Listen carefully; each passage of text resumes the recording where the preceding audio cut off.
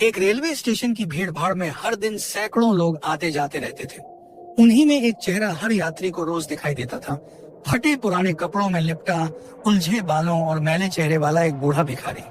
उसका नाम कोई नहीं जानता था, लेकिन सब उसे काका कहकर बुलाते थे। काका की दिनचर्या तय थी। सुबह 6 बजे प्लेटफॉर्म नंबर 1 पर आकर बैठ जाना, आने जाने वाले लोगों के आगे हाथ फैलाना, जो मिल जाए उसी में गुजारा करना, और रात को स्टेशन के एक कोने में बोरी बिछाकर सो जाना। ये आदत उसकी जिंदगी बन चुकी थी। उसे कभी ये महसूस नहीं हुआ कि वह क्या कर रहा है। भिखारी बनने की उसकी आदत अब उसकी पहचान बन चुकी थी। एक वक्त था जब वह एक दर्जी था, लेकिन शराब और जुए की लत ने सब कुछ छीन लिया। धीरे धीरे उसकी मेहनत करने की आदत खत्म हो गई और हाथ फैलाने की आदत लग गई। एक दिन स्टेशन पर एक युवा लड़का आया, साफ कपड़े, कंधे पर बैग और चेहरे पर आए आत्मविश्वास। वह एक एनजीओ में काम करता था और यात्रियों के बीच सर्वे कर रहा था। तभी उसकी नजर काका पर पड़ी। काका, क्या मैं आपसे कुछ सवाल पूछ सकता हूँ? उस लड़के ने पूछा। क्या मिलेगा? काका ने ठंडी आवाज में पूछा।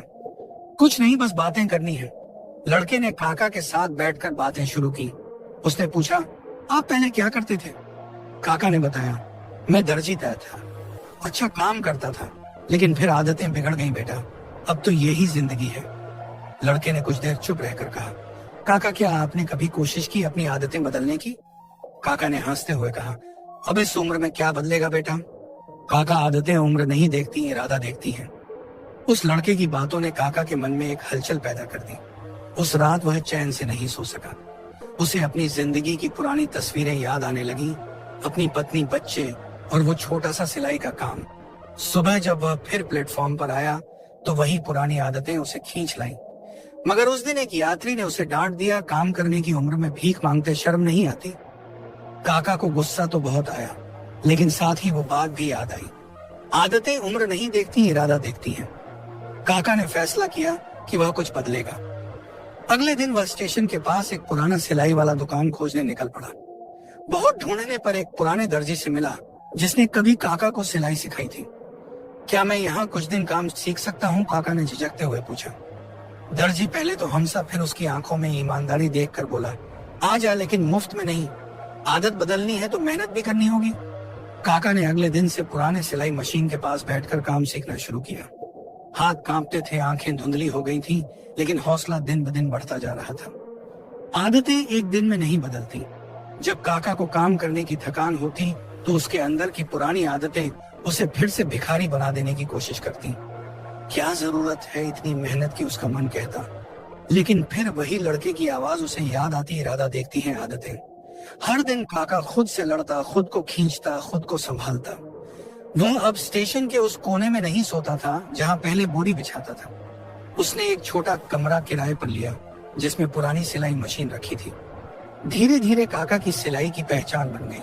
स्टेशन के कुली, चाय वाले और दो पाइयों ऑटो वाले सब उसकी दुकान पर अपने कपड़े सिलवाने लगे। एक दिन वही एनजीओ वाला लड़का फिर स्टेशन पर आया। उसे विश्वास नहीं हुआ जब उसने देखा कि वही काका अब एक दुकान के बाहर बैठा है, एक ग्राहक की पैंट की माप ले रहा है। काका, आप तो बदल गए। काका हंस पड़ा, नहीं बेटा, मैंने सिर्फ अपनी आदतें बदली हैं। जिंदगी अपने आप बदल गई। एनजीओ वाले ने उसकी कहानी अपने संगठन में सुनाई। कुछ ही हफ्तों में काका को एक छोटा फंड मिला, नई मशीन, कपड़े के रोल्स और दुकान का नाम आदतें बदलो सिलाई सेंटर। अब काका भिखारी नहीं था, अब वह दूसरों को सिखाता था, खासकर रेलवे स्टेशन पर रहने वाले दूसरे भिखारियों को। जो मैं कर सकता हूँ तुम भी कर सकते हो, मत कहो कि आदतें नहीं बदल सकती, वह अक्सर कहता। धीरे धीरे उस स्टेशन के 5 और भिखारी काका से सीखने लगे। किसी ने चाय की दुकान शुरू की, किसी ने चप्पल बनाने का काम। काका अब अकेला नहीं था, वह एक आंदोलन बन चुका था। कई साल बीत गए। अब काका की दुकान एक छोटा वर्कशॉप बन चुकी थी। उसने अपने पुराने जैसे दिखने वाले 10 लोगों को काम पर रखा था। उसकी दुकान पर एक बोर्ड टंगा था, अगर आदतें बिगाड़ सकती हैं तो वही आदतें सुधार भी सकती हैं। और नीचे लिखा था, आदतें उम्र नहीं देखती, इरादा देखती हैं। इस कहानी से हमें ये सीख मिलती है, जिंदगी तब बदलती है जब हम अपनी आदतें बदलने का फैसला करते हैं। मेहनत की आदत बना लो, सफलता खुद चल कर आएगी। अगर कभी आपकी भी कोई आदत आपको पीछे खींचती रही हो और आपने उससे लड़ने की कोशिश की हो तो कमेंट करके बताएं। अगर ये कहानी आपको पसंद आई है तो इसे लाइक करें, शेयर करें और चैनल को सब्सक्राइब करना ना भूलें। मिलते हैं नई वीडियो में। धन्यवाद।